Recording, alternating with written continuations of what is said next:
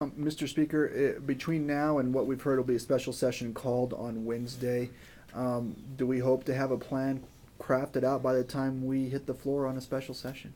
And like our leader pointed out, we have in place, and we hope that we can just simply from the budgets that we had in place, both Senate and House, that we can build on that and that we can then hopefully, when we come into a special session, be able to identify the revenues that it'll take to come out of this year with a budget that addresses the needs and then have the revenues in place. So that's something that hopefully we plan to meet with leadership from the Senate and both sides of the aisle and see if we can come to some consensus before the governor calls us in. But we feel that we have a roadmap in place, and like it was stated, we were at the 1 yard line and just we couldn't throw the final pass to make that touchdown. And we feel that when we come back, that we'll be able to have a play in place to make that final touchdown and complete our budget. I know we're saying that we're at the 1 yard line here, but I've heard all today is that the House says we sent the Senate a good budget. Senate says we sent the House a good budget. How close were we really? Well, I think that we were very close. We felt that, and now especially we feel that we can have some good discussions. We can now bring in our LFC and DFA secretaries along with our finance committees and start working on that and put in place, a responsible budget. As far as being close, Representative Varela, I think that we were close.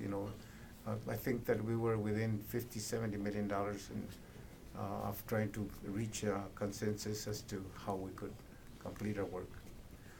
And we did have an issue in terms of how far apart we were, and we started moving towards consensus. The problem is that we didn't have enough time to do that. But I can tell you that, the Senate says they sent us a good budget. Our budget was better. So that we have to take pride in that, and the fact that we worked on it during the interim, and that we just didn't have enough time to put it together. I think that if we had it at least perhaps another day, and this is why we need to come back with a plan that we have consensus on, so we don't have to spend too much time here. The public wants us to do our work, and this is what we'll try to accomplish. When did it become evident that a deal wasn't going to be in place for the regular session? Probably yesterday afternoon and into the night. It takes a while for our staff to be able to actually craft the budget, and even if we would have reached some final agreement last night, late into the night, our staff almost wouldn't been able to have been able to craft the budget. But like Representative Varela pointed out, $700 million, which we've already cut, in this budget that our House Appropriations and Finance Committee sent over to the Senate had an additional $70 million cut. We just didn't have enhancements. We had a $70 million cut in addition to the $700 million that had already been reduced the budget. Well, of all of the tax or cut measures, which was the biggest sticking point between House and Senate? Well, it seemed like Senate, for some reason, didn't feel that grocery receipts was something that they could take up, and they proposed the food tax, and that was something that our caucus didn't feel that they could accept. We again feel that grocery receipts at the level that we send it, half a cent, 50 cents on $100 for every expenditure, $5 for every $1,000. $1,000 in cuts is $1,000 in cuts. But when we do $1,000 expenditure, any of us, we just would have paid an additional $5. So we felt that it was broad-based, that everyone would share the pain, and unfortunately, that's one of the areas that they felt that they weren't able to sell to their caucus. And you think that will be different in a special session? Well, we're hoping that we have dialogue and debate on that, and that we come to some agreement that might be the best vehicle in order to raise the necessary revenues. That is one of the enhancements that can raise the necessary revenue with having to pass nickel and dime other measures that we would have to pass. There's some talk in the Senate about an extraordinary session. Would the House be on board with that?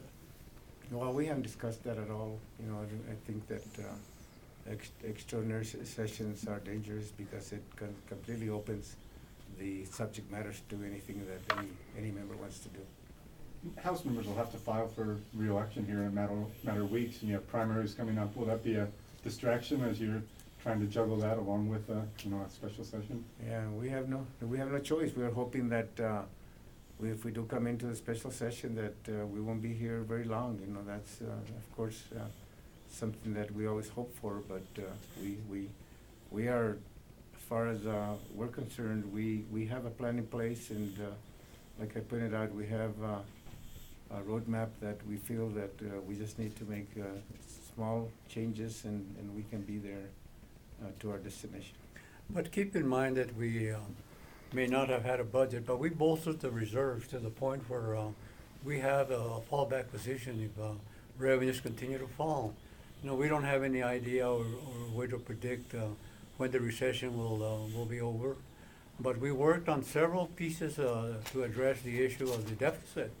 And part of it was the reserves, and we bolstered the reserves to the point where we felt we had enough flexibility to be able to absorb any additional revenue decline if it happened.